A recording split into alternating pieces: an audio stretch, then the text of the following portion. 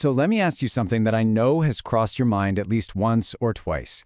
Why is finding love harder now than ever before? Seriously, if you are out there swiping, going on those awkward coffee dates, and just feeling totally burned out by the whole process, you are definitely not alone. It objectively feels chaotic out there. But what if the problem isn't actually the dating pool? What if the problem is how our brains are literally wired to dive into it? Today, we're doing an explainer based on the incredible behavioral science insights from Logan Ury's book, How to Not Die Alone. And to keep things super grounded, we're actually going to balance her data-driven theories with some really raw, real-world pushback and nuance straight from the dating trenches of Reddit. We're going to unpack the science of intentional dating and give you some completely actionable, no-nonsense strategies to rethink how you find a partner. All right, here is our roadmap for today.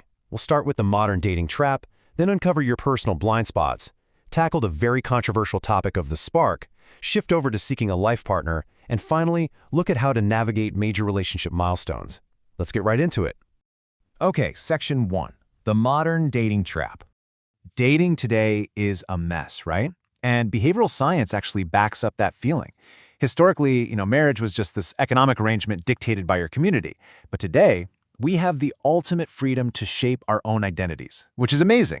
But it leaves us with zero roadmap.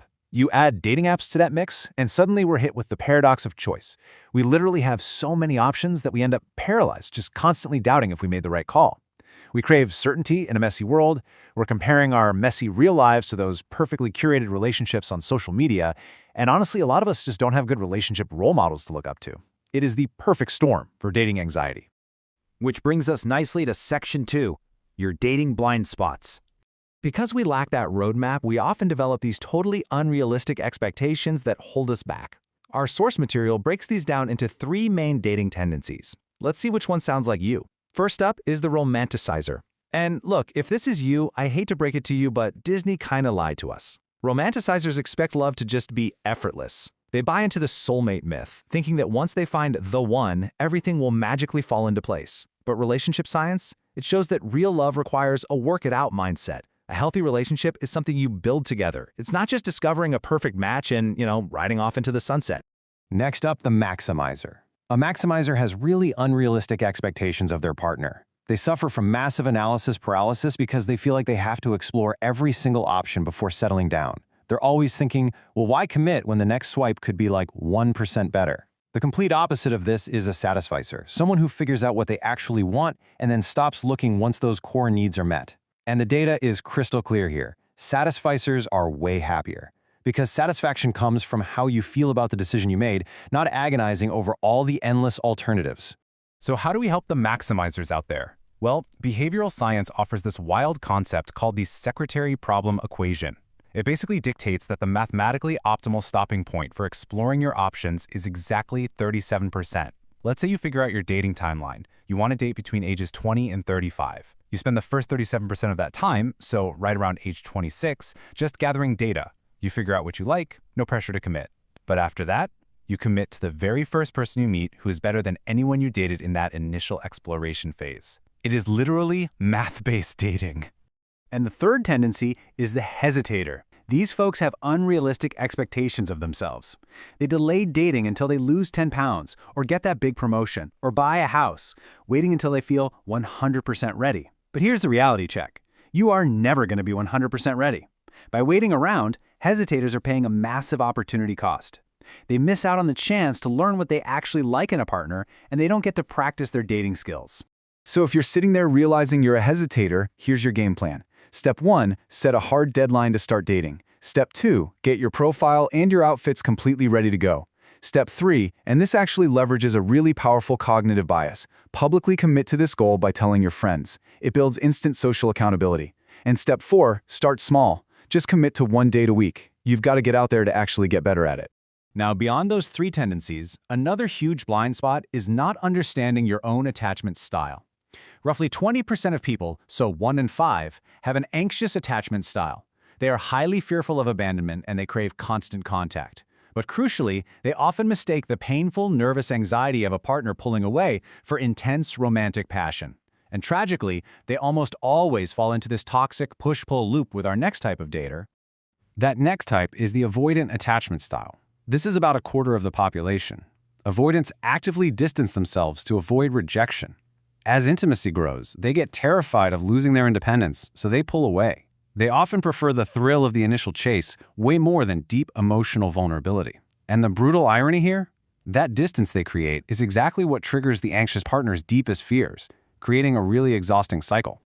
And finally, we have the secure attachment style, making up about half the population.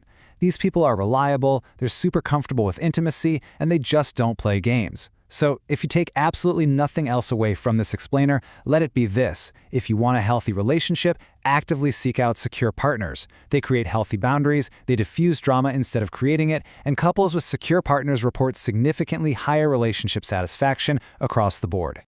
All right, moving on to Section 3, Rethinking the Spark. This is probably the most hotly debated topic from our source material.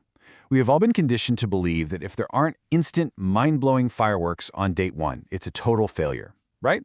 Well, Logan Ury's theory is incredibly blunt. She argues we should forget the spark entirely. She points out that instant chemistry is super misleading. Often, that so-called spark isn't a magical cosmic connection at all. It's actually just an indication of how conventionally charming or even how manipulative and narcissistic the other person is. We constantly confuse the anxiety of mixed signals with actual romantic chemistry. But when we look at the real-world experiences shared on the Reddit community Dating Over 30, we find some really essential nuance. Users broadly agreed that relying totally on that immediate blinding firework feeling is a massive trap that often leads straight into trauma bonds with toxic partners. One user summed it up perfectly, saying, "Date the person, not the feelings." That being said, a lot of users did push back slightly on completely ditching the spark. They noted that sure, massive fireworks aren't required, but a baseline level of physical and intellectual attraction, like actually wanting to see the person again, absolutely is. So the consensus really boils down to learning the difference between an unhealthy spark and a healthy one. An unhealthy spark, it feels like being caught in whitewater rapids or a rip current. It is chaotic, all-consuming, and honestly fueled by pure anxiety. A healthy spark, though, is more like the pull of a gentle river. It's a slow burn. It's a warm fire that builds over time through a profound sense of safety and genuine curiosity about the other person. Section 4, Seeking a Life Partner.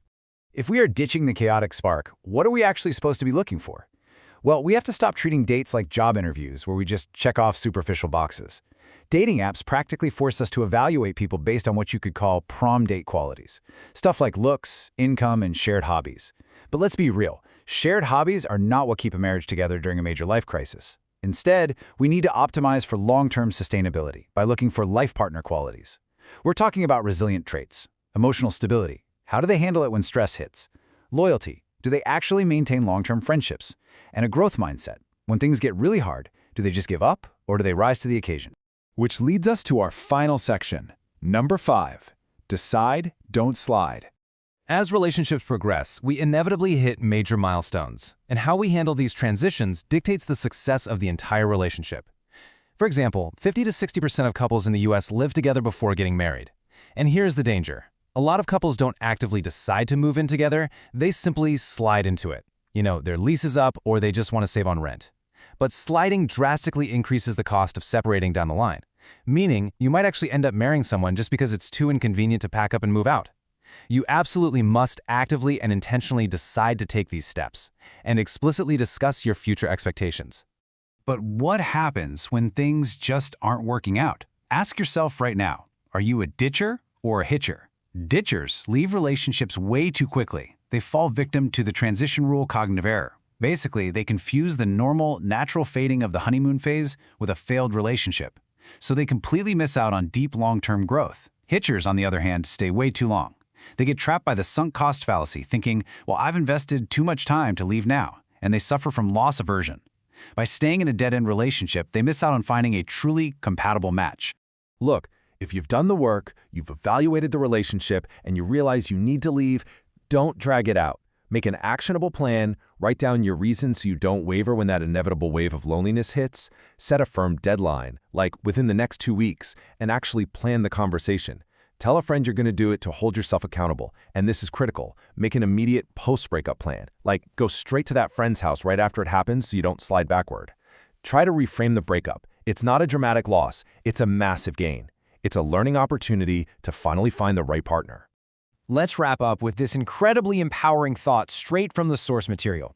Great partnerships are created with attention and choice. They are not discovered. Think about that. You don't just magically stumble upon a perfect relationship. You choose it, and you build it intentionally every single day. So, as you step back out into the dating world, what choices are you going to make differently? Thank you so much for hanging out with us for this explainer, and hey, happy intentional dating.